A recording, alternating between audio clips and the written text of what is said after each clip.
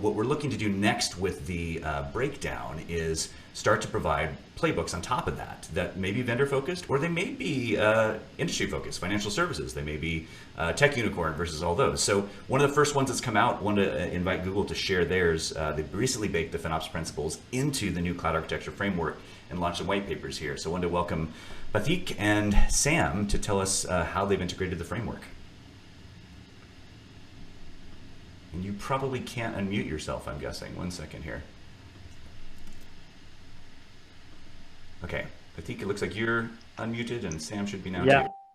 There we go. Brilliant. Thank you very much, JR. Hi, everyone. My name is Sam. I work in Google Cloud as a cost management and FinOps SME in professional services. And joining me, as JR said, is Pathik, who is also from Google Cloud and leads the cost optimization practice. So yeah, as JR said, we're excited to share a couple of things more on the how in terms of the playbooks that we've been working on over the past couple of months. So the first thing, exactly as JR said, we're going to talk about is this new white paper, FinOps on GCP, this kind of playbook. So Pathik and I both work in professional services, and we are often getting asked by large enterprises, how do I implement FinOps on GCP? You know, you've convinced us it's important, we've read about it, we get it, but how are we actually going to do that? How are we going to make it happen? And we get asked that incredibly broad question. It's obviously very tough because there's just so many things to consider. I think even just looking back over the previous couple of presentations, it's just brought into my mind, there's so many things to consider. And we have to, the challenge for us is how do we present that in a, present that message in a cohesive way that the enterprise is going to buy into, and that allows them to implement FinOps in a sort of gradual, iterative way. And that's here where what we're essentially doing is trying to leverage all of this stuff that the FinOps Foundation is doing, and rather than trying to do our own thing, actually trying to just put a sort of GCP lens and some of our philosophy on cloud transformation, SRE over the top to kind of get that buy-in and that iterative approach. And exactly to that extent, we've kind of written this white paper that basically covers that. It's based on the FinOps Foundation's sort of life cycle that you can see right there in Inform, Optimize, and Operate. And it's designed to just act as this playbook for implementing FinOps by combining the sort of GCP tooling and the sort of cost management features with the sort of FinOps best practices and behaviors. So we've defined these kind of FinOps epics that we think are important when adopting FinOps on GCP, but they're really going to be very common. You're going to recognize them. You can see those epics in the sort of life cycle stages: allocate, forecast, guardrails, incentivization. Each of those has its own section in the white paper explaining sort of what it is and how you can implement that with GCP tooling. And there's a couple of things we were really aiming for with this white paper. One was we want to make sure it was just as practical as possible, always coming back to how are you going to do it. The second was we want to make it as accessible as possible as well. Make sure that it's not just for finance, not just for FinOps practitioners. It's something that anyone can pick up and really learn and start making some changes within an organization. The second thing was we want to make sure that some of the Google philosophy was in there from our SRE principles. And that's what that green blob, that FinOps culture blob in the middle is. They essentially align to some principles underpin the paper. So for example, one of them is blameless culture. Obviously very key for building out robust and effective systems in app dev, and FinOps is no different. In cloud, someone at some point is probably going to make a spend mistake. They're going to waste some money. Potentially, it's going to be very costly. We just really need to make sure there's an open discussion on that mistake and that the organization doesn't make the same mistake again. That's not going to happen if you're throwing blame around.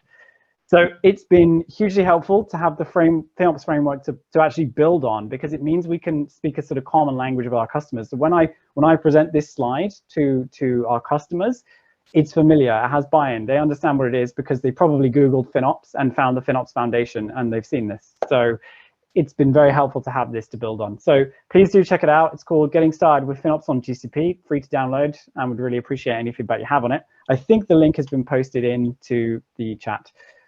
Last thing I'll leave you with before I hand over to my colleague Pathik is we have a pre-existing white paper. It's called Maximizing Value with Cloud FinOps. It rolls up those same epics, but into capabilities instead. So it's a more high-level paper aiming to cover more what FinOps is and how you can look at it in capabilities without necessarily going to the how. So if that's what you need, sounds up your street, have a read of that. But sticking with this how theme, sticking with the kind of playbook theme, Pathik's going to now cover how FinOps has been incorporated into the Google Cloud Architecture Framework. So I'll hand over to Pathik for that one. Yeah, absolutely. Thanks, Sam, for the wonderful overview. And on the same theme as Sam mentioned and JR mentioned on the, how, I'll actually take a step back. And, one of the things our customers have asked time and again is, how do we, give us an implementation playbook? How do we build our capabilities across XOps? So think about it as, DevOps, SecOps, FinOps, etc. And our answer to that is Google Cloud Architecture Framework. So we are combining decades of experience, running large-scale applications, gathering feedback from thousands of customers, including FinOps Foundation community. And we have defined 6 different building blocks, which is called pillars, that are critical for organization of any size, regardless of where you are in your cloud journey. And so the next step for us here is to support the XOps cause using this fundamental building blocks.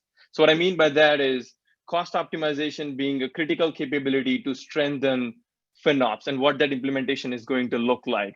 Let's dive deep, 200, 300, 400 level.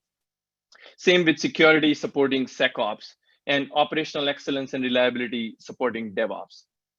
So think of this as an implementation playbook for developers, architects, and cloud practitioner.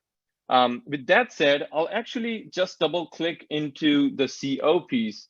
So in this part, we completely redefined what the cost optimization pillar is going to look like.